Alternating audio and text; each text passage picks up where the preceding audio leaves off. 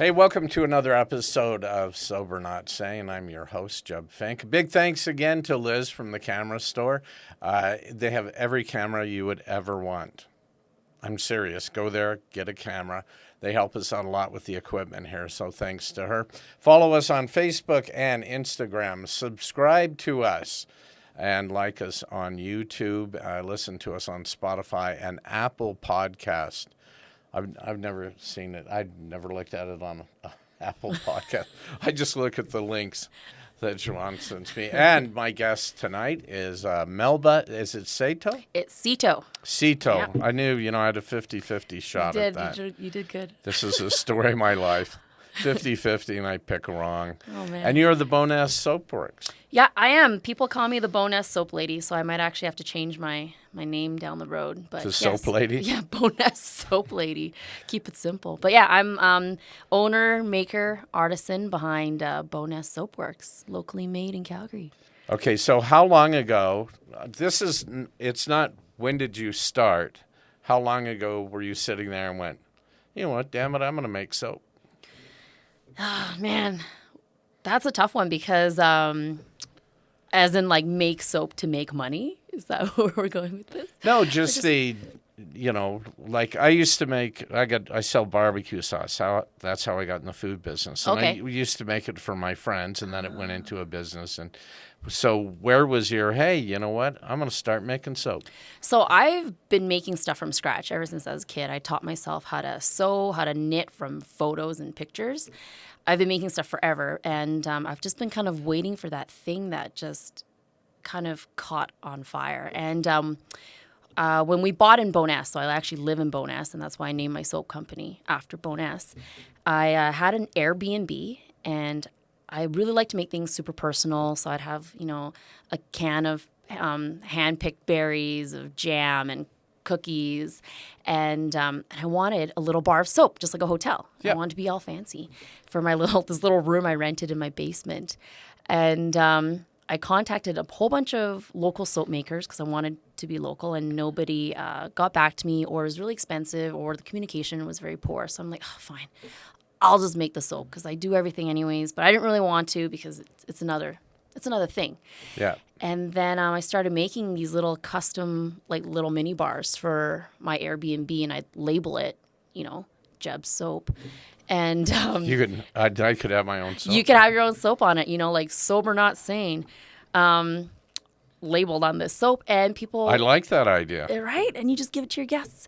So I was making it, and people were like, oh, do you sell this in the big bars? I'm like, that's crazy. Why would I sell this? This is for you. Yeah, but why wouldn't you? Why wouldn't? And then. If they're asking. And then they're asking, and, being an entrepreneur, I'm like, well, yes, I will sell it. So I started as a matter making of fact. soaps, and people started buying it. And then next thing you know, I'd started posting pictures on my Instagram, and I had family and friends that started asking me like, oh, do you have more soap? I'm like, why, yes, I do, but I didn't. So I had to make more soap. And then I had Citizen Brewing Company. So they're super awesome local brewery, and they really support the community. They contacted me and said, like, can you make us some beer soap? So this is actually their beer soap right here, made out of their beer. And As she hands it to the as alcoholic. I hand it, and yeah, all the alcohol's gone. And so it kind of went off from there, and I started contacting a whole bunch of retailers, and now my soap's in over 20 retailers in Calgary. And I've recently launched my little soap club, which brings soap right to your door. And It's not a bathing thing. no, it's not a bathing thing. No. Well, Yeah, and you know what? It's now with pandemic, what better Oh, yeah. use than to have soap, on hand all the time, everywhere, right to your door. Everyone's, add to cart. Come on, we all know everyone's doing the whole add to cart thing Yeah. nowadays, right? Like, it's so easy. So you just got to get on your phone and look for Bowness Soapworks and join the soap club, and I'll bring the soap Join to the you. soap club. So Join my soap club. the soap club, do you get a different soap once a month, or do you get like a little sample bar to find your favorite? Essentially, because I do a lot of like foraged ingredients. I pick a lot of my own ingredients. I'm always out in the wild and nature and adventure inspired. So I spend a lot of time in the mountains. everything I do, that's why they kind of look like the mountains, like swirls and rivers, very earthy looking soaps, because that's kind of how my soaps are. So every time you get a shipment of soap, which is every 3 or 6 months, it'll be different. People can make a note saying like, I really like that one, and I'll try my best to give you that one. If you're like, I really like the beer soaps, put some beer soaps in there. I'll try, but my mass of subscribers, it's hard to kind of accommodate everybody, but I will do my best. And you get a shipment, you get a whole bunch of bars of soap. There's 3 different clubs, and they're all, or subscription packages, and they're named after all these mountains I've either climbed or I saw the 3 sisters. Oh, did you? In Yeah, there, so that's where I've based my logo on. The 3 mountains is the iconic 3 sisters, because we're always climbing, paddling, foraging, and hiking, in that area. So that's kind of when you say we, you don't mean me and you, because you and I, those are Jeb and I. I am not climbing. I will not climb a mountain you can helicopter to the top We'll of. fly you to the top. But my family and I, so I have 2 little babies and my spouse, and we spend all our time out in the mountains. And so it kind of worked hand in hand, because all the things that I love and all the skills that I have now are thrown into my little soap company, which is really exciting. Do you still have the B&B? No, because I had a baby, and the B&B is right underneath the baby room. Well, now it's... And both my kids sleep in that room, so I didn't want to lose my ratings. I still have a 5-star rating. But when I gave birth to my child in my home in Bowness, I was like, I got to close this Airbnb because I'm going to lose my ratings, because they're going to be waking up for milk, right? So they're hungry. Babies want to eat. Babies are hungry. So I still have a 5-star rating. I don't have the Airbnb anymore for now until the kids are older. No, you have it. It's just not operating at this moment due to COVID. Yeah, exactly. You can blame everything on COVID. I blame it on the COVID. So I'm just, it's going to be the soap room, the extended, as my business expands, it'll go into the Airbnb. So are you, I personally have an issue with being very distracted and looking for something new to do all the time. Oh, nice. As opposed to really finishing anything. And like my mom, when I started the pasta business, she said, well, are you going to stick with this, or are you just going to build it up and then get rid of it and do something else? I was like, I don't know. I don't know what I'm going to do tomorrow. But do you feel enough love for the soap business that this could be it? I think so. I think, like I said, I have a mass of skills. Like I've done a whole bunch of entrepreneur things where I've sold things, and you kind of play with it and see what works and what doesn't. And soap has just taken off like crazy. And it's not just because of the pandemic. It's because with it, I'm able to connect my community and the things that I love and my passions all into this little consumable product, which is crazy, because I've been waiting for something my whole life where all these things tie in. So I don't just make soap. Like I tell people, I'm trying to build a community. So like I said, this bar is made with local beer from Citizen Brewing Company. The coffee soap I make is made from Calgary Heritage Roasting Company. And I use their coffee, which is roasted in Calgary, which is then sold at Joyful Java Community Cafe, which then when you buy one of my products, you're supporting 3, 4, 5, 6, 30 companies. And local. And nice. That's the goal, right? The herbs that I use are from the Magic Pantry Marketplace. They give me their herbs, or they'll dry fruit for me, and I'll put it on top of my soaps to decorate them. And it's just this whole combined effort that I really want people to be rewarded for supporting one company. They're supporting all these other small businesses. Yeah, to see the trickle down, I guess. Yeah, because we can't make it. Well, not trickle down, but trickle even. Trickle out, right? Yes. So, because we can't do this on our own as a small business. And that's the exciting thing about my soap club is when people sign up for my soap club, you're not just getting soap. I've connected with over 30 local businesses that are giving discounts, products, and gift cards to each subscriber. So when you subscribe, you'll be like, oh, well, you get $5 off at this place, or you get $10 off at this place, or 30% off at this store, just for being a part of my a soap club member, which is pretty cool. So it's rewarding you for supporting small. Well, that's a great idea. Yeah. So we're building a community. And you know what, through the whole pandemic, I thought, maybe finally this will be a big enough battle for everyone that'll really bring us all together. And I'm an American by birth, and it didn't bring America together. divisive. Yeah. Yeah. But divisive. Yeah. And it's really funny because through the pandemic, I've said, and I mean, we are in Alberta. I've said, I think Canada's doing a great job with this. And then most people go into some tirade, anti-Trudeau tirade. I'm like, I didn't say Trudeau. I meant Canadians. Yes. Yes. I think in general, Canadians have bucked up. And I think a lot of people are doing things like that. Well, it's become a reality check where your favorite restaurant has shut down. Your favorite little store where you buy stuff has shut down because you didn't spend the $2, the $5 there.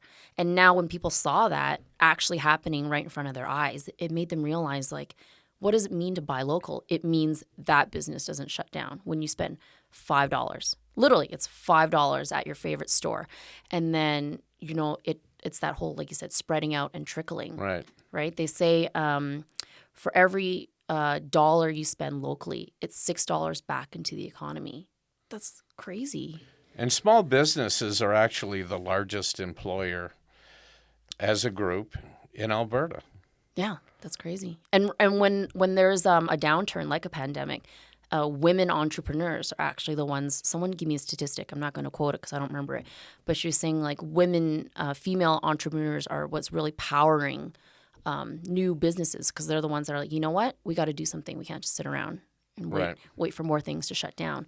So it's pretty exciting to see, I think, where the small business community will go. And if we can work together, and I'm always looking for, people to collaborate with because this is the only way we're going to expand as, community is if we collaborate and work together and be creative and support each other, right? And share our resources and share our followers. I don't think we can. I don't think we can do a tomato basil soup. Oh my goodness. Or soap. Well, we could.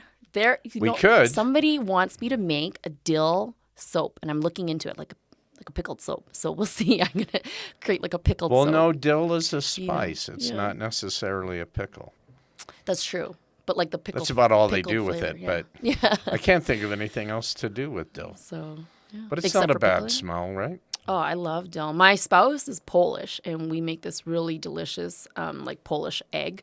You use fresh dill and green onions and boiled eggs, and you kind of fry them. You lost me at egg. I'm not an egg person. I can cook them. Yeah. I just don't. I don't eat them. All the million ways you can cook an egg. You know what? The only way I'll eat them if you fry the hell out of it and put it on toast with yellow mustard and make a fried egg sandwich. But I mean, that egg has got to be dead. Oh, yeah. You don't like the wiggly jiggly. Is that way? No. Or the runny or, yeah. Yeah, but you'll eat like a scrambled. But no. No, it's too gooey. Oh, my goodness. Eggs. It's like the miracle food. Yeah, it is kind of eggs, bananas, beans, and rice. Yeah. Everyone on the planet could live on those things. Yeah. So, do you mind? Soap. Do you mind? Yeah, you got to clean your. So, I learned from someone else that was making soap. Do you use lye? Everybody uses lye in natural cold process soap. It's a lie to say you don't use lye. So that's a common misconception. Essentially, what you're using is the lye binds with the fat or the oil, whatever you're using. Right. And through a saponification process, it becomes glycerin. So there's no more lye in my soap, but I did use lye. But the effect of the lye is in it. To make it, it converts into something completely different, just like an egg. So you have a liquid egg, but once you cook it, it becomes something different, right? Okay, and you know what I asked because glycerin. When you first hear that word, it seems to have a negative connotation, like it's a poison or highly an irritant. But it really by the time the soap is soap, it's not lye. Yeah, it's not lye. It becomes glycerin, and the interesting thing is with commercial soaps, they actually remove glycerin, which is it draws moisture into you. So a lot of commercial soaps remove the glycerin and they put it into their creams so that you dry out your skin with the soaps. With the soap, and then you buy cream, which is amazing. It's such a great marketing. They're evil. It's right, but that's an evil smart. plot. It is an evil plot. So and when simple. So it is. Yeah. I don't know if any of you watched, what was my brain just stopped. But recently, what's that? He's such an amazing actor too. But anyways, he's saying like good old fashioned glycerin soap, right? And that's what it is. Glycerin is just, you have an oil, you have sodium hydroxide, which is lye, and it becomes glycerin. And like my most basic soap has 3 ingredients: water, glycerin, and olive oil. And that's it. My most basic soap. Because there's been a lot of people that have been asking like, oh, how do you find plain soap? Nobody makes plain soap. I make plain soap. So I've got a plain and simple soap for Are you those insinuating that Dove may not be exactly plain? I don't know. I'd have to relook at their ingredients, but I mean, I've never if read there's the more, label. if there's more than 5 or 6 ingredients, it gets really complicated. So I try to keep my soaps as simple as possible, because if I don't understand what's in them, I doubt that anyone else will, right? So Yeah, and it's what, it's one of those things. I think people get used to going to the store and buying the exact same gigantically processed, huge company soap. oh yeah, I was that person growing up, right? Like we had you buy the big box of bulk soap that was like hard. It lasted forever. A lot of times people comment when they say, "How come your soap is soft and kind of melts away?" I'm like, "Cause it's natural. It's supposed to be soft. It has no additives or preservatives to make it hard like a rock." And it's really shocking for a lot of young people, basically under 40, don't know that. And then people who are, or even under 50, and people who are over 50, because they've had natural soap before, they're like, oh yeah, no, this is normal. Like soap should be soft and not abrasive and like drying, right? Yeah. So how do you do testers with friends when you're doing new My new spouse scents? my spouse is like my number one product tester. I don't test on animals. I test on him and and myself and my More children. than just the soap, I'm sure. Right. So, I have, there's always my sud duds. So every time I make a batch of soap, Your what? my sud duds, they're just like the funky soaps that are cracked or chipped or like it didn't stamp properly. I usually sell those at a discount, or I give them to my friends, and You could sell a bag of those. yeah, I would. You know what? I'm that guy. sud duds. I'm the guy that Right? I would buy it for the name. Yeah, I know. I need to like trademark that right before someone steals that from me. My sud duds. Might be too late now that it's on Gone. It's a gone. podcast. Once the podcast gets bigger, you'd be in really big trouble. I on know, that right? one. So, but yeah, my So sud duds. does your spouse help you with the process, or is this all you? It's mostly me, but he is such a huge supporter. I mean, he helps me build my displays. We just recently renovated my studio, so now I went from making 100 soaps a week to like 500 a week, which is a crazy upscale. Like I've become like a medium production company, right? And he's so supportive in my endeavor to do this, because you have to put both feet in if you want to be successful. You can't just kind of try something, right? So I've given it all, and I've connected, my community and my friends, and we're just trying to make this a magical thing. And I think if you have a very relatable story, and you're really passionate about something, you can be successful. And he's the back of it, and he's also the model behind a lot of my photographs too. So he's the handsome bearded gentleman that holds the soap in my social media. Yeah, exactly. With the smile you fell in love with. Exactly. And I recently came out with like a beard and hair oil and balm. So he's going to be definitely the headliner for all those products. The bearded man. The bearded adventure man that just has this glorious beard from all my products. So now, are you from Calgary originally? I was born in Grand Prairie, which is a small town. I know. In I know Alberta. where it is. And I moved to Calgary when I just finished high school. I moved out when I was very young. I moved out when I was 16. Moved out of high school when I was like out of home when I was 16. And I moved to Calgary when I was 18. And I did a whole bunch of random things. I'm a trained EMT, so emergency medical technician. I lifeguarded for over 20 years. I taught life-saving skills and lifeguarding. I was in the paramilitary. I was in the Royal Canadian Air Cadets, so I learned a lot of survival skills. And I was in the reserves, the Canadian Reserves.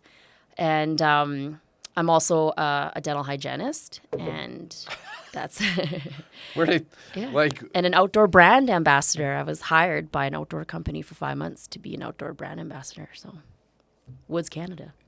ambassador? Ambassador. I tested their gear for 5 months. They had one of those dream job things, calls. Right. And they were like, do you want to travel across the Trans-Canada Trail? Do you like to hike, climb, paddle? Do you want to be a Woods Canada explorer? And I saw that ad and I'm like, yeah, said, this is for yes. me. Yes. And out of 4,000 people, they chose my spouse and I and 2 other people from BC. And they paid us for 5 months to test their gear, make videos. And now I'm converting that into soap, you know, like people are like, wow, you do all these things. I'm like, yeah, I need to like manifest these skills. See, and that's why I was asking, are something. you going to stick with this? No, I'm going to stick because it is the one thing that can actually incorporate all the things I like to do, because I like to climb, I like to paddle, I like to hike, I like to forage, I like to do survival skills. And when I make soap, I can do all these things. They're inspired by my adventures. I pick the ingredients to put it in there. You know, when I make content, it's me outdoors, like doing all these amazing Right. things. And you're like, this is my I husky, saw some of rugged the soap. Like, pictures, and I just thought, well, if you got to wear that much clothes to be there, I'm not. yeah, right? Yeah, there was like, I'm not in, So I'm bringing that experience to you through so here. that I don't have to. So you don't have to, you know, if you're Look like, at you how know, that I would helps love me. to know what it's like to smell, you know, the crisp mountain air while skiing, you know, through the Rocky Mountains, but I don't want to do it because I'm Jen But and I I want to stay don't inside. want to buy a lift ticket. Exactly. So you're going to pick up my bar soap and you're going to be like, oh, this is like infused with pine oil and cedar and it smells Yeah, what do minty you go like freshness. when you're coming up with a recipe? What exactly are you?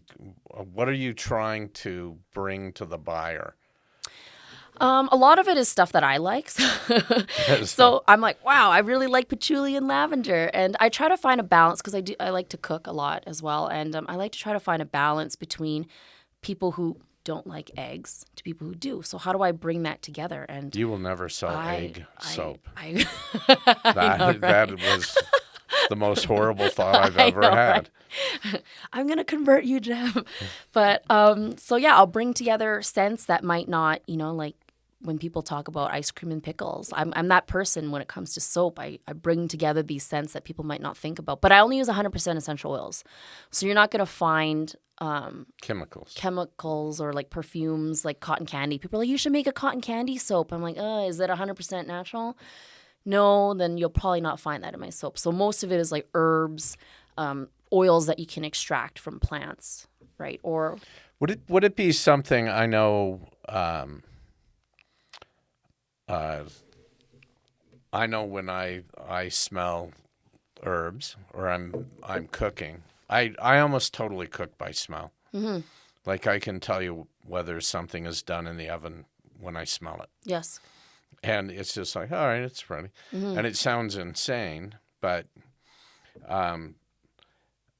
do you have anything in your product line that you're trying to bring out like a childhood memory?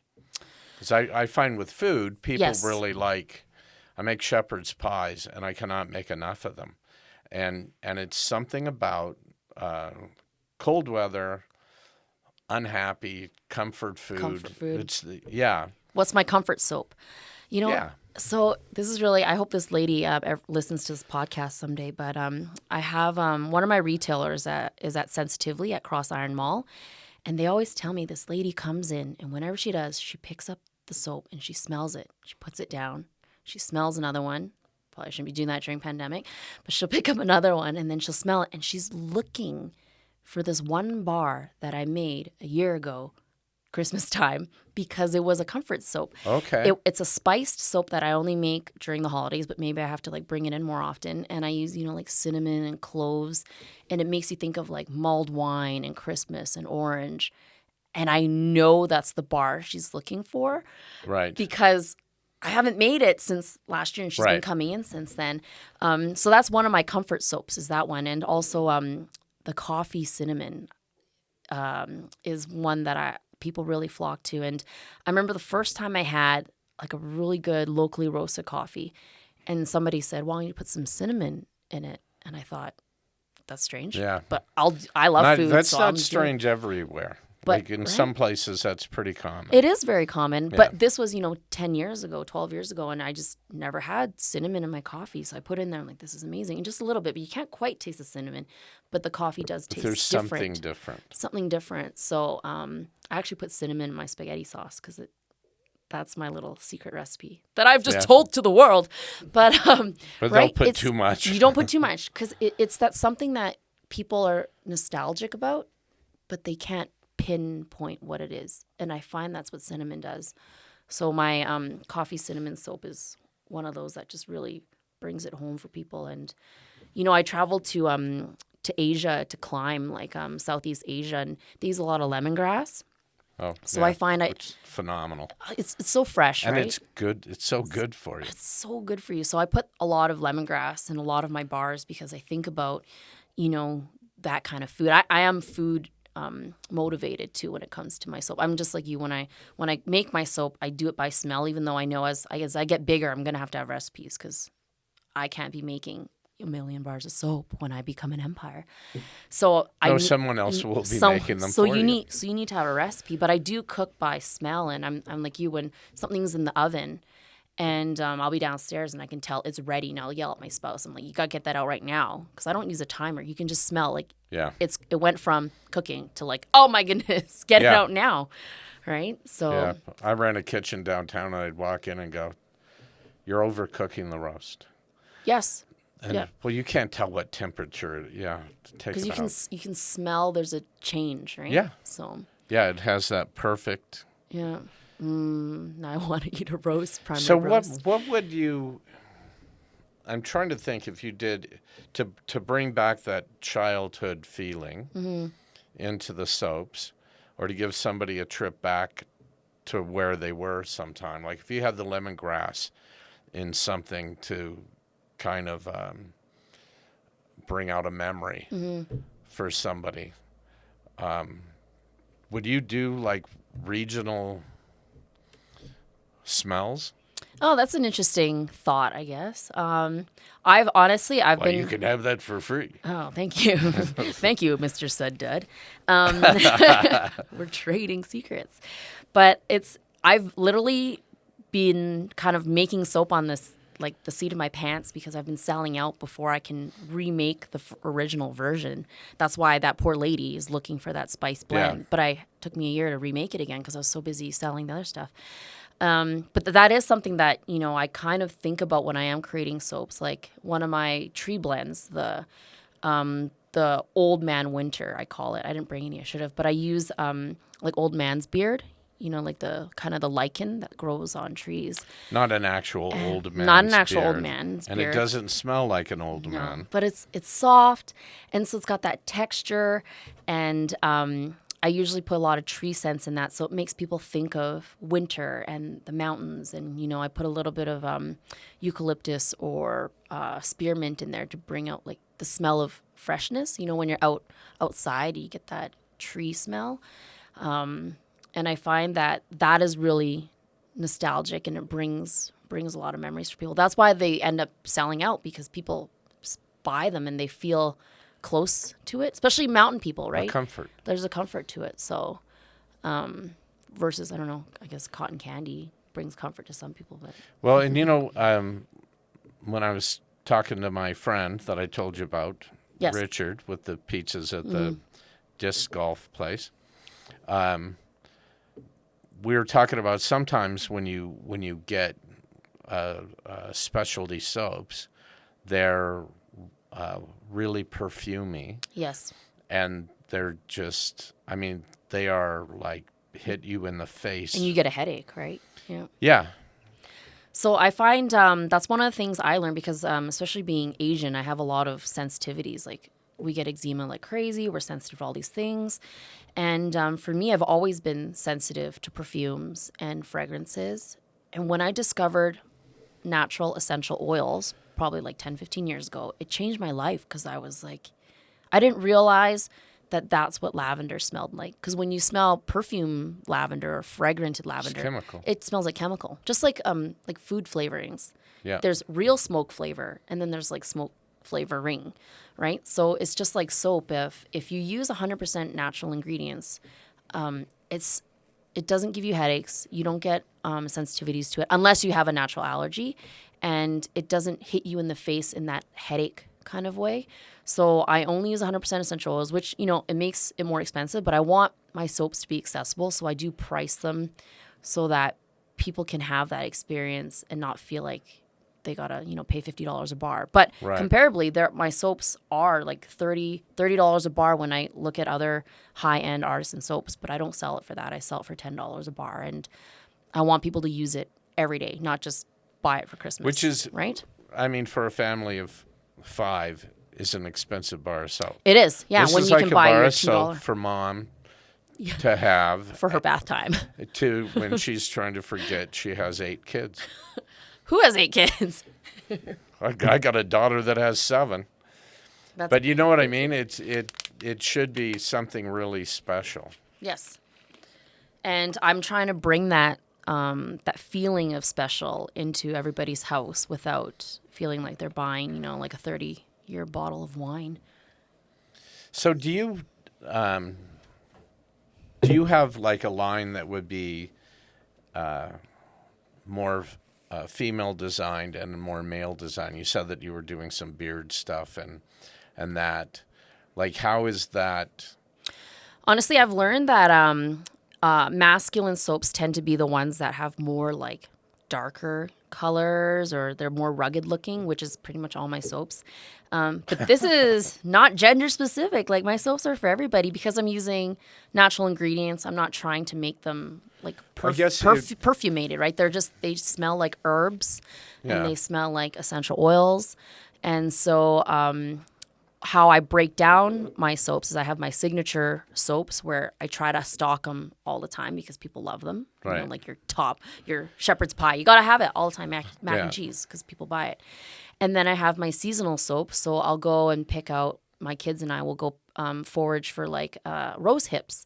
And we'll crush the rose hips. We'll make jelly out of the rose hips. But we'll also use the rose hips to color my soaps, which give it a little bit of an orange color. And then I'll pick roses from my garden, or my dad will give me rose petals, and we'll garnish my soaps with the roses. And that's the kind of stuff that I do, right? I pick, fir needles, and I put that on my soap. And like the beer soaps I use with Citizen Brewing Company, we use like the spent grain or like the malt. See, that would seem like a real guy soap malt to me. Yeah, like throw it on. But hey, lots of ladies like beer too. So it's personal preference, right? And like I said, I make my soaps based on what I enjoy and what my family enjoys, and also my friends and my community. So outdoor people, we love to have a beer after doing like our skiing, snowboarding and stuff. So all the beer soaps kind of lean towards those types of people too, right? My soaps that have all the swirly whirlies, my paddling friends love those because they're like, oh, it reminds me of the Canada. Swirly whirlies? Yeah, the swirly whirlies. It just looks like the river, Oh, okay. So when you see that, or my climber friends, when they see like, this black obsidian kind of look, they think of, the rocks that they climb. And okay, turn that one around. It looks like a ram's head to me, but no, this one, turn it so you can see it. Oh, the ram's head. Oh, yeah. I can see that. Yeah, so there you go. You see the Rocky Mountain sheep. And so that's kind of what inspires my soap, and they're curated for everybody who enjoys the outdoors, right? Well, because it seems like commercial soaps, there's men's soap and then there's women's soap. Oh, why is it so divisive? I know, but that's the way they are. And then all of a sudden, I think Dove came out and went, well, we should just call it Dove for men. But it's the same soap. Yeah, like, remember Diamond Shreddies when they turned it? No. They were like, now. I grew up with that. We didn't have Shreddies in the States. It was amazing. Okay, so, it's like the square cereal. And I don't know who came up with this marketing idea, but they're just brilliant. And they were like, now the new Diamond Shreddies, they just turned it like 45 degrees. That was their marketing ploy. And I was like, that's so smart. They didn't change anything. They just turned the cereal, So you don't specifically have someone in mind when you're making. You have an end result in mind, but not necessarily pigeonholed to No, like a certain. I do not believe in like putting things towards gender. Even like my oil, I call it like beard and hair oil because it's not just for beards, it's for hair too. And you never, the bearded woman from the circus might No, need something. exactly. So, and so for that one, I use like cedar and lavender. They help like promote hair growth, so everyone can use a little Really? bit more hair growth, right? Yeah. So, and they stimulate circulation, and it's been known to help promote hair growth. So it's pretty cool, the stuff that nature gives Well, you. look at that. Yeah. But yeah, no, my goal here is honestly is like just connecting the community with my soap by incorporating as many small businesses as I can into like my campaign, my branding, my marketing, and just getting my outdoor people involved. Like I do a lot, I sponsor and I donate a lot of soaps to organizations like the Alberta Whitewater Association. Right now they're trying to fundraise to Right. improve the paddling section in the Kananaskis. So if you donate $50 or more, I'll give you $10 gift card to my store. Or if you donate to like Tabvar, the rock climbing association, then I'll donate a bar of soap. So I try to do stuff like that to help promote people and engage them to support their associations because there's lots of people who play disc golf, but they don't actually Yeah. put money into the association. So I'll be like, you know what? If you donate to the association, I'll give you some soap. And I do tons of things like that because I want people to know that we're here to help each other out. And then the more these things grow, the more I have access to paddling, climbing, disc golfing, right? Well, and it sounds like it's not, well, I'm doing this to get all the paddlers to buy my soap. No, but that's a good idea, isn't it? Well, no, but it's not, it doesn't seem to be your primary reason. No, my biggest thing is just creating awareness for the things that matter to me by supporting the organizations that matter to me and the people that matter to me. So, and I think that's actually how you end up building a stronger brand and a strong relationship. And that's ultimately what I try to teach people is that my goal is to have more emotional value attached to your product. Because anyone can buy soap. Anyone can make soap. You can buy soap anywhere. So why buy mine, right? Or why would you want to invest in me? And that's because I'm trying to reinvest into my community, my people, right? So So it's actually more than investing in you. no, it is, yeah. There's So a totally, and definite that's how pay it Richard forward. got my soap, right? Because they're just giving out free soaps to people because it just spreads love. I mean, during the beginning of the pandemic, I made over 700 masks, and I donated over 10% of that. Wow. And I was sewing. I was 9 months pregnant, sewing. I'm gonna cry thinking about it because I was like nursing and sewing because my spouse didn't have a job. I was about to go on mat leave, and I was like, well, I need to sustain myself somehow, but also there's a need. No one was selling masks. No one was making masks.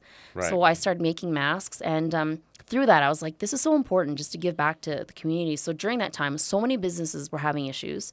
So like Yoga and Bowness, that's this amazing yoga studio in our community that really wants to make accessible, affordable yoga for people in the community because Bowness is like a community in need.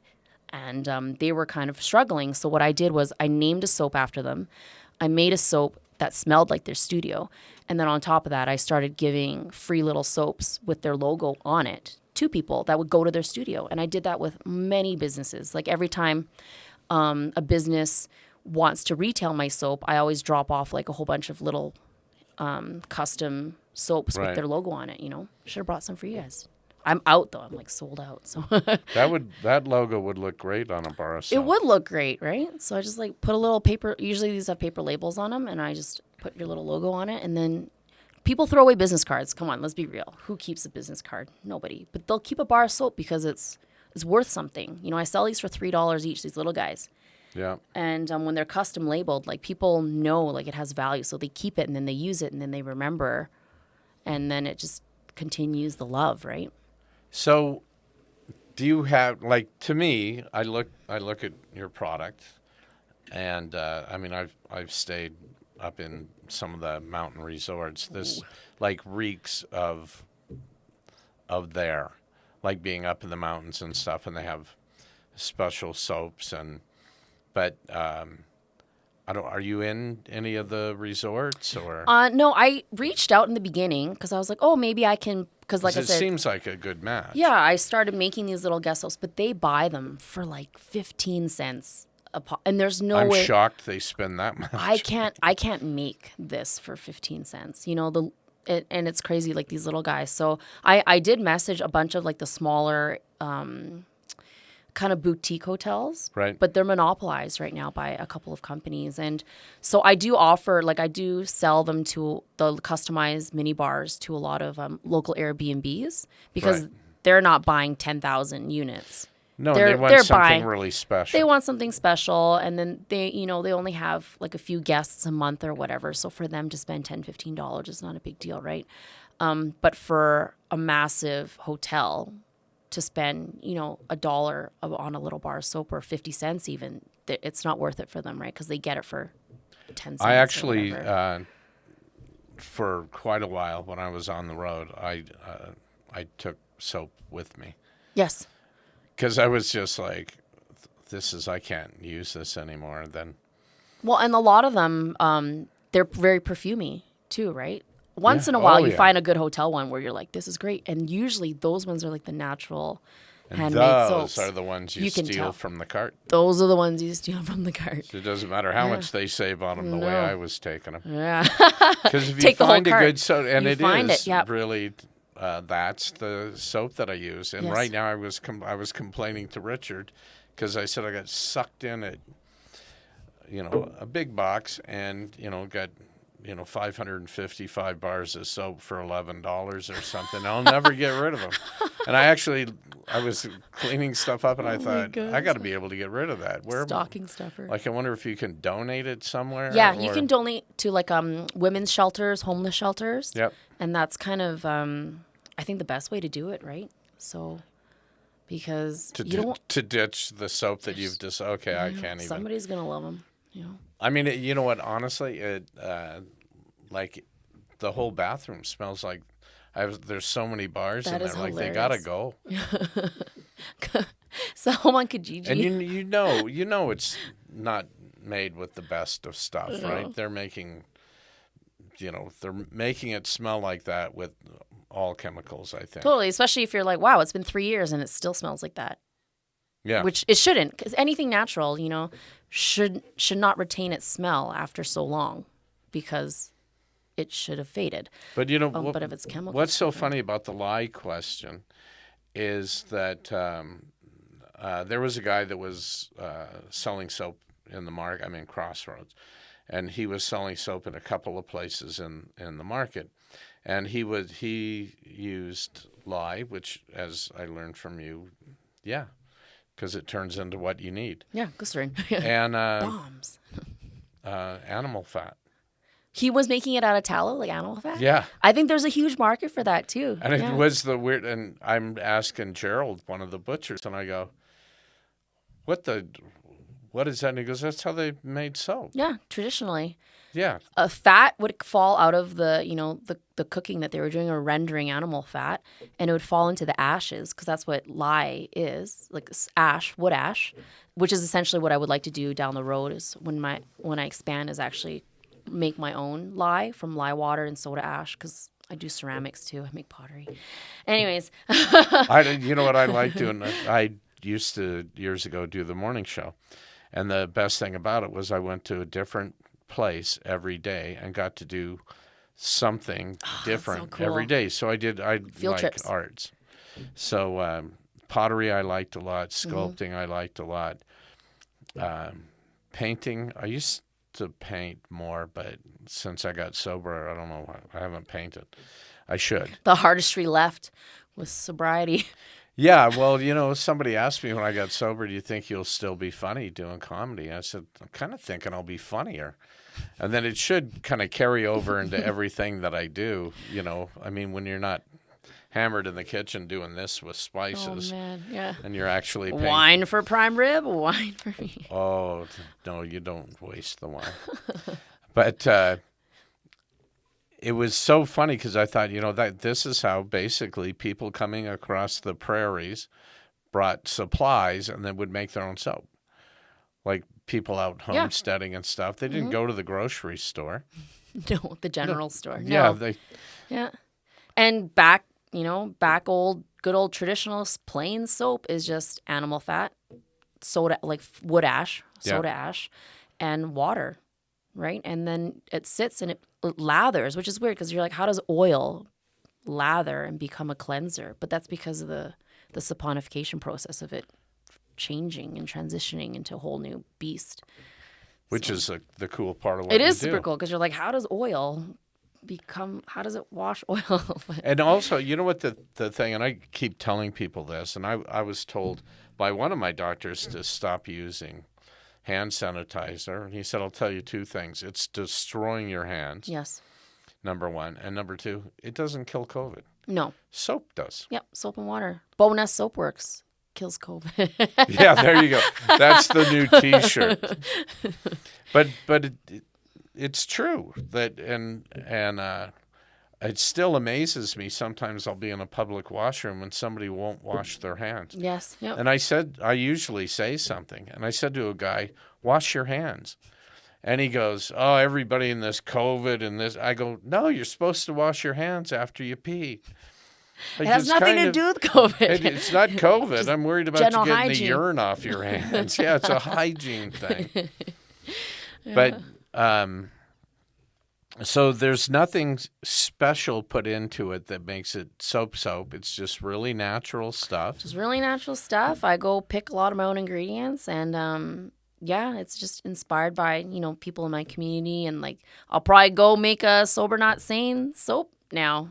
Inspired by like this experience, and it's it really With a is hint of gin and tonic. to G&T. It's The G&T soap. Do you know who invented soap? Like, I mean, I've heard Like commercial soap. No, like actually making soap that it's kind of turned into today. But I remember seeing films about like you're watching, the Egyptians and stuff, and they're rubbing people with olive oil and then scraping it off, and that's how they were cleansing people. And I also read somewhere that they used to use urine to dry clean clothing. Yeah, and to dye clothing, right? Because it's a fix. Well, yeah, you're right? technically your suit's clean, but you smell like pee. But that color looks great. Yeah, from a distance. From a distance. But how did, like, there's always that happy accident that discovers that something will work like that. So somebody must have figured that formula out. Well, I think, like I said, just back to the traditional homesteader kind of First Nations people is, from what I remember as a child, is how soap was discovered, using like buffalo tallow, and from there, who knows who commercialized it? Like I don't actually know, but I did watch recently on Netflix. What was that show? My mom brain. I can't. My terrible 1883? references. No, that's not on No, Netflix. She's the first American Black millionaire, and she started making like this hair growth balm.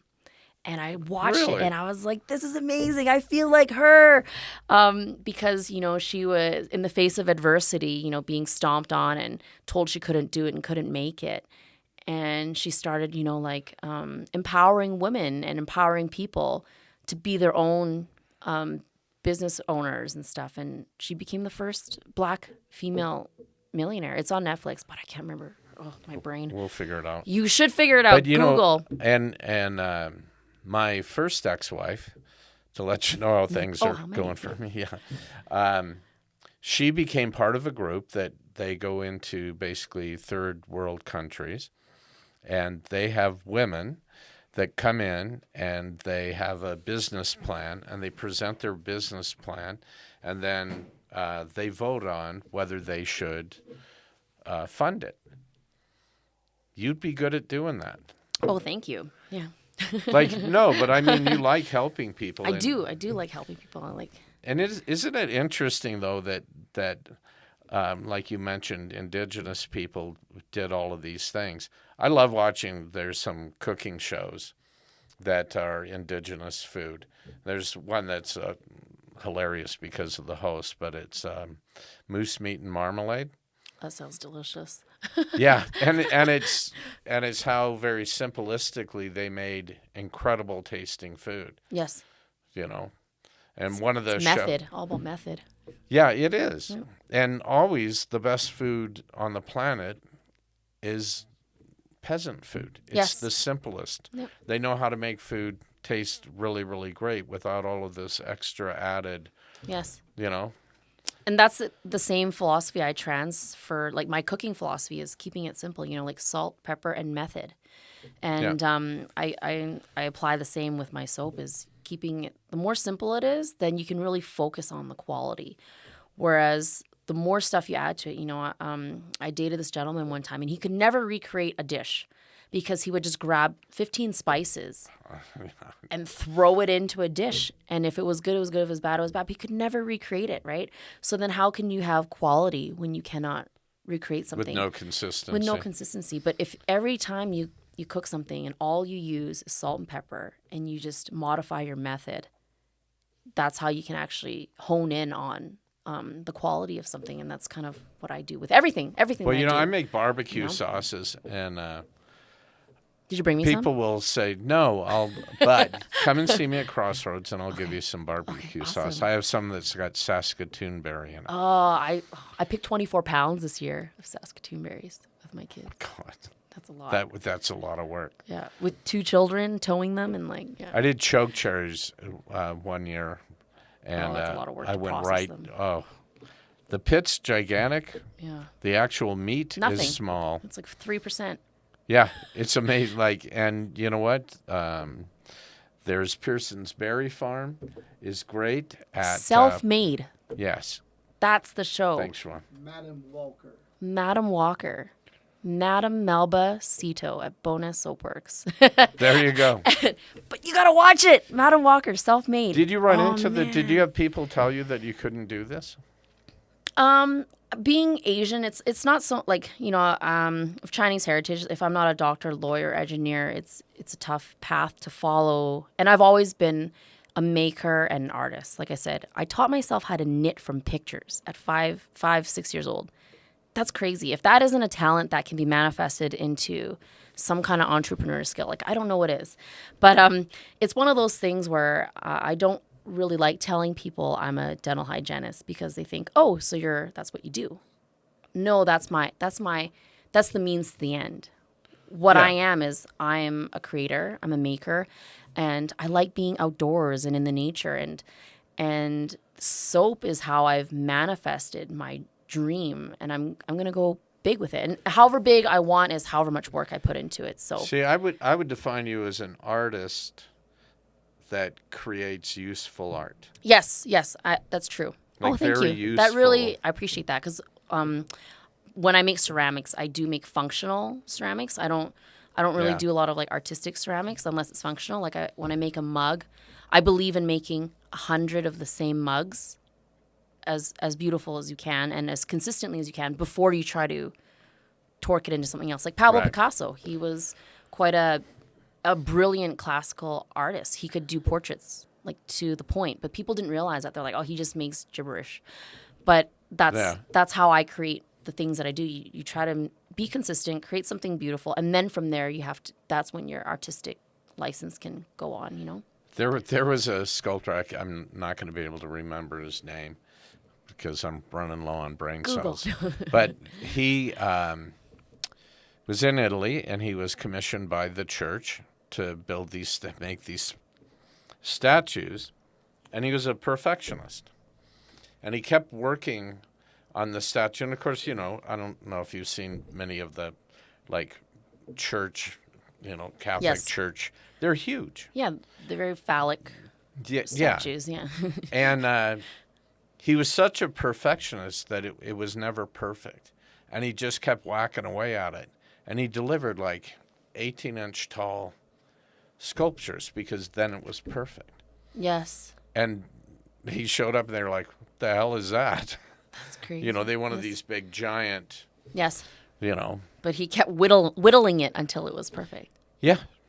So interesting when you mention that. Did you know Bob Ross, for every painting that he made, there was always 3 of the exact same ones. Because he would do one that was perfect, one that was for the demo, and then one that was for like the filming. Filming.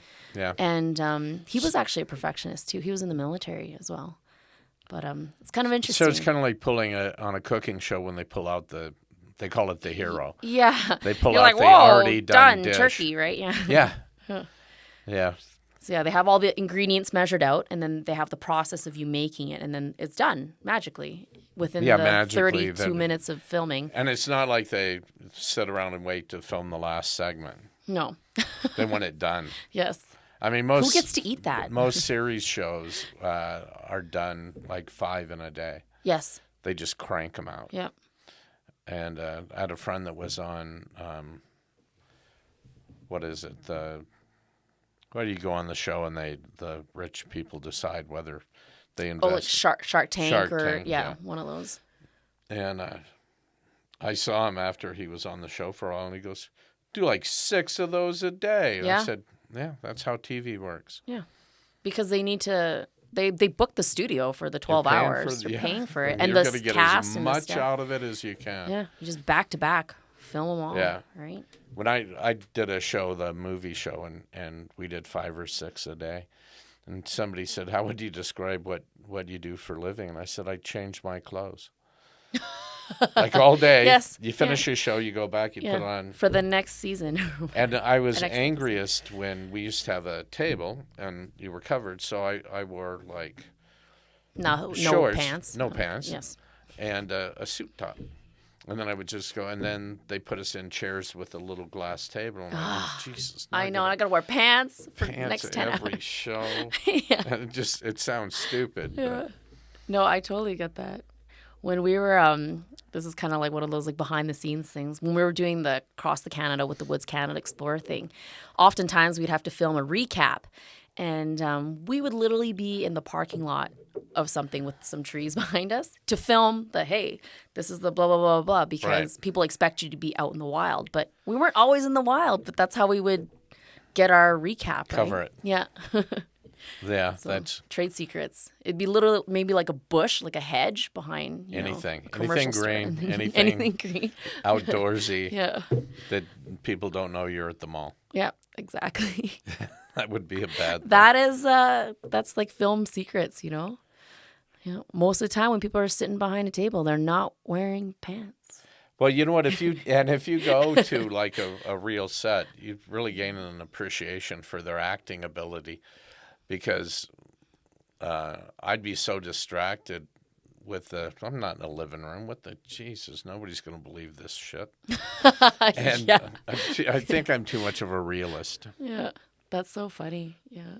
Green screening and Oh yeah, you know what though? The green screen. I did the weather for a while. That's a fun little tool. You can put anything you want behind you. Oh man. Much to their dismay, some Yes. nights. Yeah. But Who did you do weather for? City TV. Oh, okay. Yeah.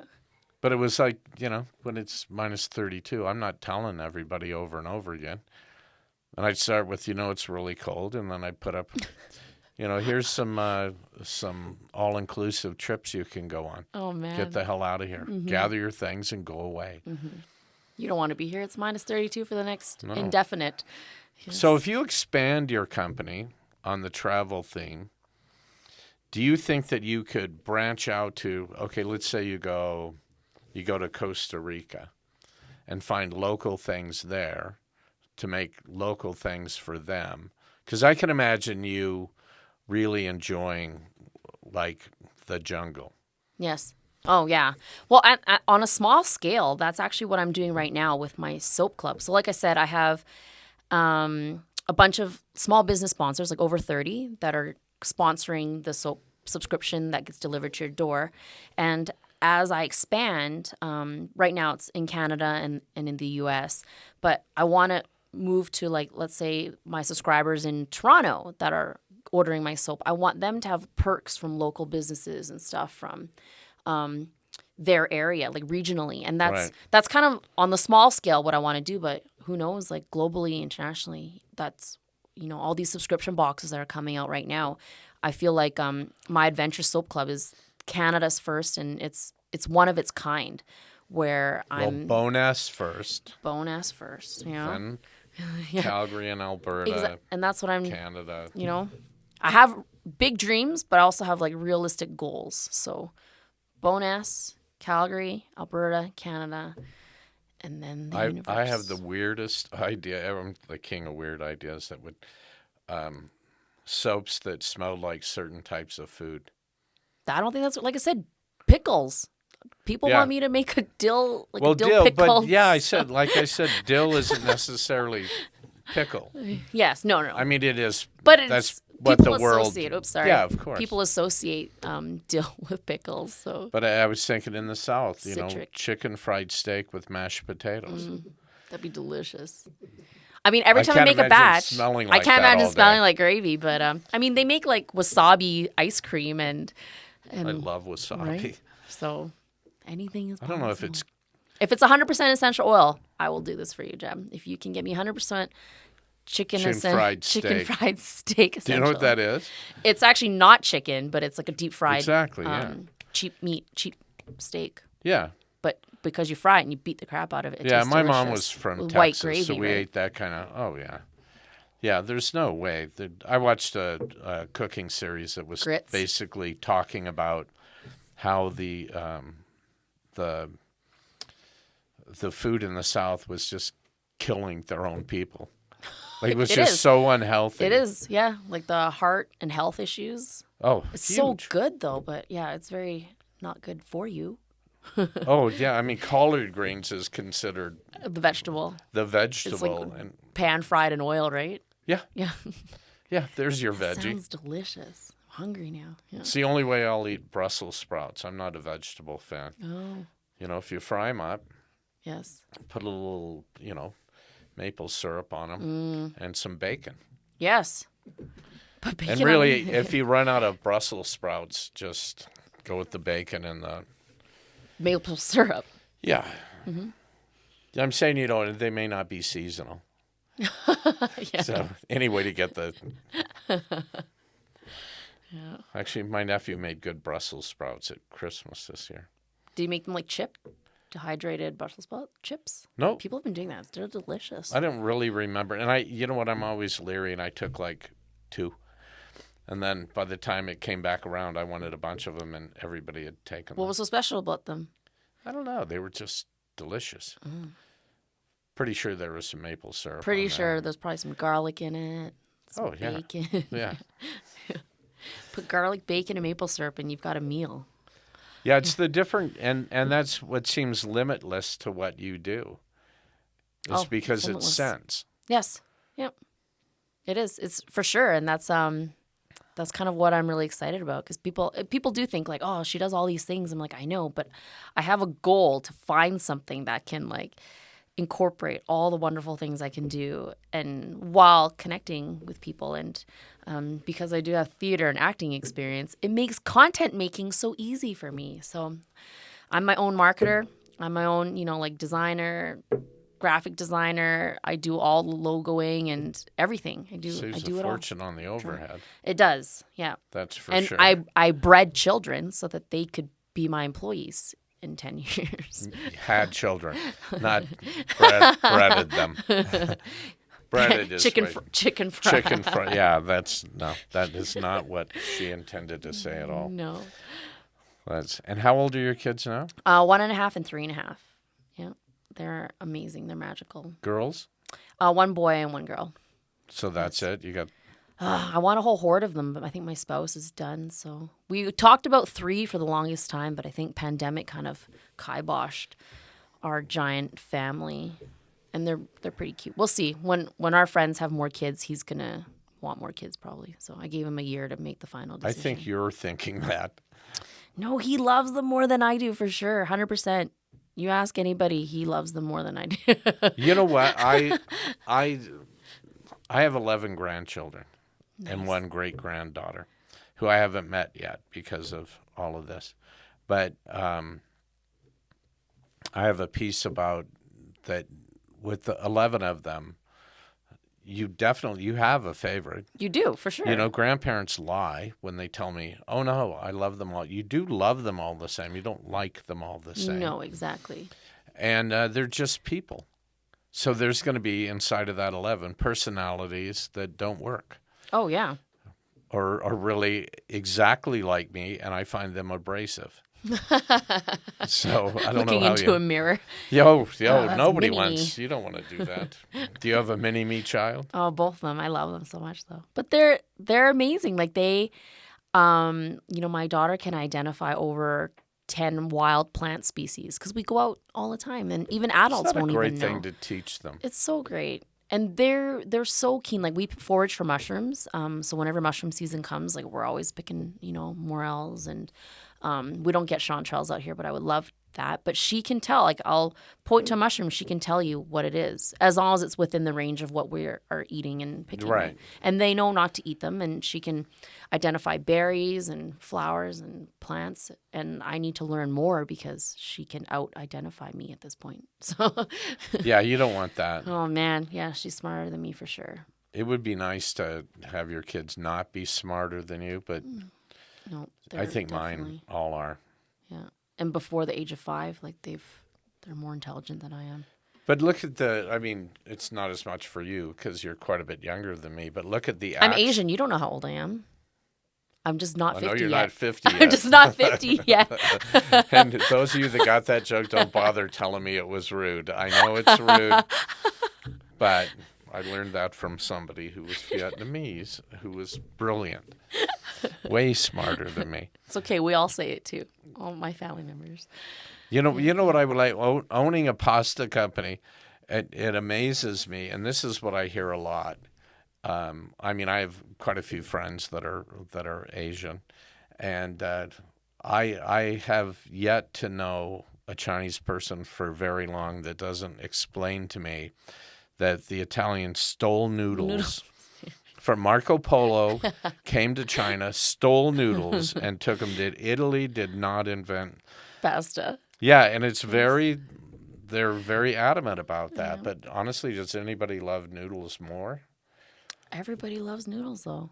Yeah. Who doesn't? Noodles, dumplings. Dumplings. Every culture has their own form of dumpling. Oh, yeah. But guaranteed, you talk to a Chinese person, they'll tell you that the dumpling originated in China.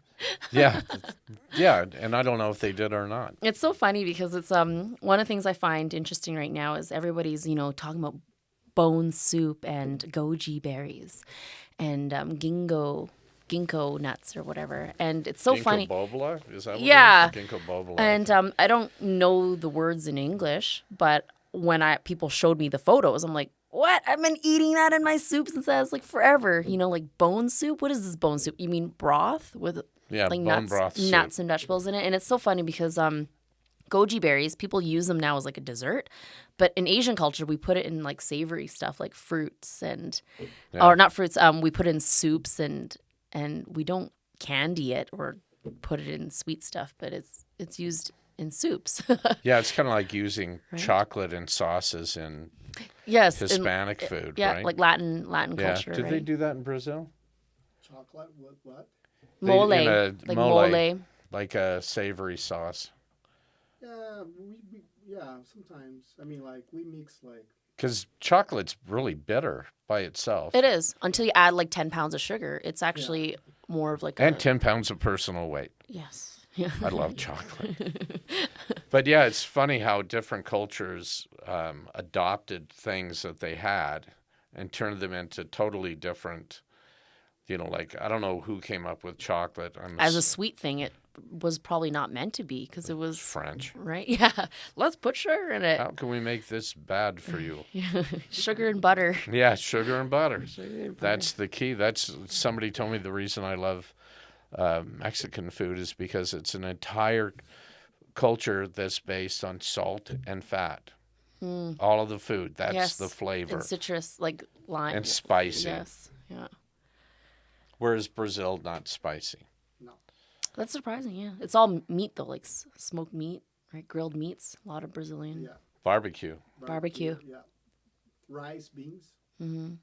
We which should is make this the into whole like a world. cooking podcast. I don't know why there's no I don't. food here. You know what? We talk should- about food every time. I mean, know. it's my There should nature. always be food here. You know, there's that show where they eat chilies and then they have a podcast. Oh yeah, That- the My spouse heat watches one. it. Yeah.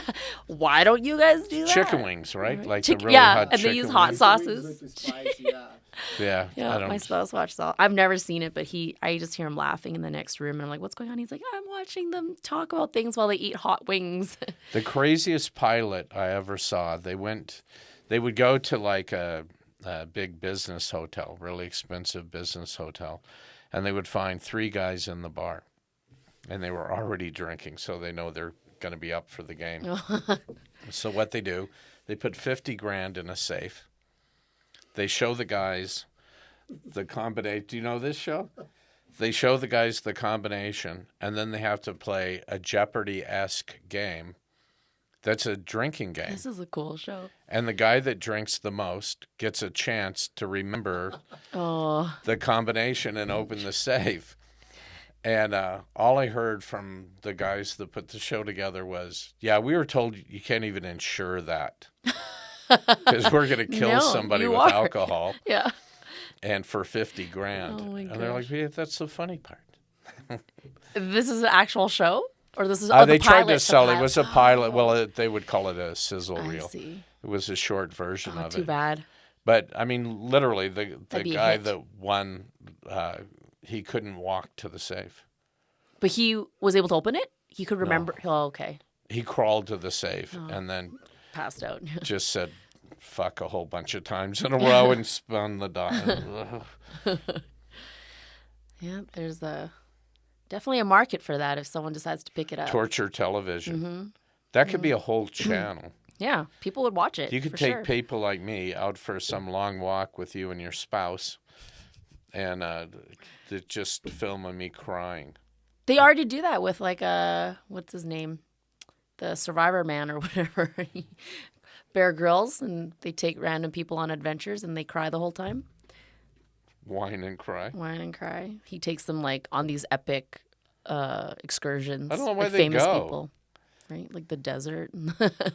Is there a prize? I think Is there it's a reason to go? I think a lot of times they use famous people, and it's exciting to see like, oh, what's going to happen to Barack Obama if I take him on a mountain and make him eat dead goat? You know what? Do you know how hard it is to become president of the United States? Even if you're a really entitled white guy from Ohio, do you know how hard he had to work? He could do anything, Obama. He had to have like the intestinal fortitude it took to get through all of that crap. Oh, totally. Yeah. Yeah. And always look cool. You should watch that episode. He did still look cool. And he had a smile he on did his it? fa- Yeah, he did. I don't remember what the actual episode was, but they took Barack on an adventure and he was smiling the whole time. And But I mean, he's in really good shape. He's, yeah. yeah. But he answers to his wife. Oh, for sure. Behind closed doors, she kicks his ass, Yeah. as every good wife would, It's always the woman behind the man, right? Yeah. telling him how to be a man. Right. That's How many divorces? 2. That's not Just bad. a couple. Got a friend in Texas, been married 5 times. Oh, wow. Out of his mind. Does he still have any money? No, probably right? not. I haven't talked to him in a long time. Yeah. But he's one of these guys. The last time I saw him, his fiance was 18. And I was like, are you like 50? Like what? Like not only what are you doing, what is she doing? What the hell do you talk about? Well, we don't talk that much. Well, I don't get it. And especially if it's like his 5th divorce, he doesn't have any money for sure. And what is she thinking? She's going to be the lucky charm? Yeah. I'll change him. That's optimistic. No, she's not thinking that at 18. No. You should have a soap that's just the smell of shame. Oh, I should, hey? I don't even know what that'd be made out of. Tears. Tears. That's a lot of tears. I'll start collecting them. Well, I got 2 ex-wives. I'm sure they have a collection of tears somewhere. I bet you I could sell that bar for like $1 million. This bar of soap is made out of 100 grams of tears. You could do soaps based on like Valentine's Day. You could do special soaps. Lonely soap. Lonely soaps. Lonely soap. Well, I do make a bar with a heart in it, but I only Not an actual heart. I only sell not an actual heart. I cut little hearts and I embed them in my soaps, and I use those for my fundraisers or when I'm like donating. Right. So people are like, "Oh, there's a little heart in it," and then they think of Bowness because Yeah, you our don't community have is known essential oil made out of hearts. No. That would be wrong. Wonder if you could, maybe extract that. I really feel bad that I put that in your head. I know. Because now you're going to think about it. You're I going to think- get home and I you're think going to about say all to these him, things. I got a great idea for Valentine's Well, people Day." always, I guess everyone always thinks they're so clever when they're making reference to Fight Club, which is great because then I'll make reference to Fight Club too. But they'll be like, "Oh, do you use human fat?" And I'm like, "No, I don't use human fat." But, you know, the one rule about my soap club is everybody talks about soap club. So that's my Fight Club reference. What a great gift idea. Yeah, it is. It was a good Christmas for you? Oh, it was. That's when I launched, actually. I hit a point where I sold out. I sold out of soaps, and I'm like, you know, maybe now's the time to launch my club because I was kind of sitting on it for a while and trying to perfect it, but nothing is ever perfect. You know, when you have kids, you're never fully It's never ready. the perfect time. No, you have to test and try. So I went hard at it about 4 weeks ago, and my goal was to get to 100 soap club members. I have 70 right now. And I had all these sponsors, like I said, step up and offer all these amazing discounts. So the first 100 people that sign up for my soap club are going to get over $100 of perks and products from these local small businesses. So That's very cool. It is. It's super cool. Yeah. Like Cycle Bar, Strathcona, they're like a spin studio. They're offering 3 free spin rides to the first 100 people that sign up. That's like $60. You know what I mean? So They pedal too hard crazy. for me. I know. That's why you just experience that through my soap. So I put that energy. There to you my go. soap, right? That's what I need. I have a bicycle, but it's like I call it a beachcomber bike. It's like a really easy pedal. Like cruiser. cruiser. I'm not in a hurry to go anywhere. The hills in Calgary and where you live, that must be fun. Downtown, right? No, it's not. I'm not downtown. I'm right by Chinook. Oh, Chinook. Okay, yeah. You go quarter of a block up, it's pretty flat. Yeah, because there is that hill on that berm, but you don't need to go up there. Nothing exciting up there. No. And if you get really disgusted on your way home, you can just leave the train. bike at the bottom of the hill and walk home. Walk.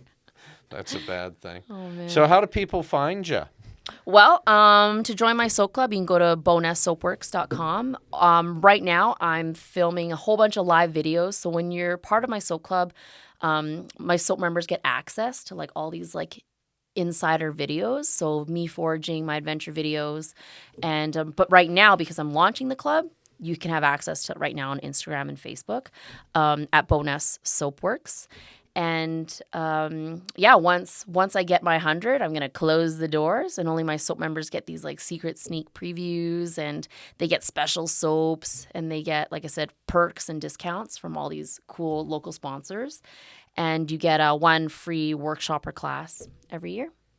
It's very cool. Yeah. So you can actually watch you collecting what the soap they want is going to be made out of. Yeah, it's crazy.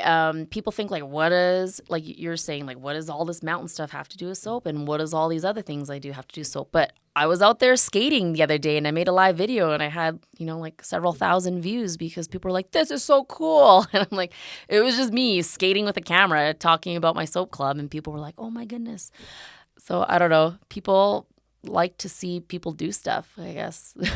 and I think, I do all the things. I think people do like to see people succeed. Yes, they do. Yeah. I mean, there are people out there you don't want to see succeed. But do you know what I mean? Like everybody's got somebody where we got that list. Can't believe that guy is still. But people ask me, they'll come and go, how's business? And they always have a sad look on their face. And my answer is always, I'm still open. I have lots of friends that aren't. Yes. So I feel quite lucky that, you know, I have a great clientele that support me and have kept me going. And I should start some kind of sauce club. You should start a sauce club. Yeah, sauce shipped monthly or every few months. Because everybody you get wants, you you get can always do different recipes. stuff. And I'm somewhat where you're saying, you know, I've got that and I haven't made that in a year. I have people coming in going, do you have meatball subs? Nope. No, maybe next week. Yeah. But I made them for a while, and then I kind of got tired of making them. And Yeah. then I found something else to make, and then something else to make. And, you know, sort of the same idea, but I don't have hundreds of kinds of sauces like your soaps. But you can only focus on so many things. So by the time you get to that first thing, it's been a year or longer, right?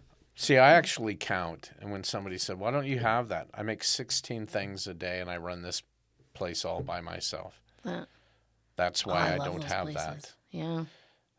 You know, and you mentioned mac and cheese. I made mac and cheese last week, and I haven't made it forever. Sold out. Yeah, sold out. And I had the Shepherd's pie mac intent and that I would have some in the freezer for some of my regulars. And then, no. Nope. Gotta have your Gonzo. staples. Yeah, gotta have your rosemary, lemongrass. That lemongrass is an amazing thing. Yes, yeah. Makes great, healthy, healing soup. I love lemongrass. So good. And everything. Yeah, eat it, soap it, smell it, plant it, grow it. You can grow it inside in Canada if you got little hydroponics. So I'll tell you my lemongrass. And you talked about the soup. I have a tendency to make soups, and then my wife would say, well, why don't you make that soup that... And I go, I don't know what I put in it. Well, what do you mean? That wasn't a recipe? Well, no, I just made it. Anyway, so we had, it was her oldest friend and unfortunately she's passed now, but she had cancer. So I got it in my head. She's not eating really well. So what I'm going to do, I'm going to make some soups and healthy foods. And a lot of actually Asian food is based on health, you know, so you can cure yourself with food. So I made these soups and stuff, and she put them in the freezer, and she was really thankful, and she was a really funny lady. And then I was told after she passed away, all of the soup was still in the freezer, and her pantry was full of cookies. Oh, no. And she just decided, you know what, I'm going to die. I'm going to eat cookies till I die. I thought, you know, why not? Oh, man. Those soups are probably still good. Did you take them back? No, I don't know what they did with it. I don't know what the kids did with it, but Hopefully someone drank them. I hope so. Yeah. All that love. They put were in there. really good, but I would have been more likely to take the cookies she had left as an inheritance. I'm going to take the trade-off. cookies, yeah. Yeah. All right, so people can look you up online, become Yeah. a member of the soap club. Totally. Be a part of this amazing community of people who are just get rewarded for supporting small. And a great idea to have the other companies involved. And Man, if you want to put your sauce in it, you let me know. Or like a discount code for your sauce. Sure. That drives some business. That's kind of Well, we're what I do. being taped. I kind of can't say no You now. can't say no. I'm hooped. So our newest soap club sponsor here, Jeb's going to be throwing in some of his amazing barbecue sauces. Jeb's joint. Yeah, Jeb's joint. That's what I named it. Cool. So, yeah, we'll put some sauce in there for Yeah, you. sauce, and I'll promote you on my Instagrams and my social media. Yeah, that'd be great. And love gets spread all around. There you go. Thanks for being here. Thank you so much. I had tons of fun. Me too. Learned a lot. Did you? I did, actually. Yeah, no, it was great. Like, I had some really stupid ideas about soap, and you helped me with that without making me feel stupid. I did that on my own. Once again, thanks to Liz from the Camera Store, and do follow us on Facebook and Instagram, and be sure to subscribe and like us on YouTube. Listen to us on Spotify and Apple Podcast, and any other platform out there. Just complain to them until they put us on it. So we'll see you next time on Sober Not Sane.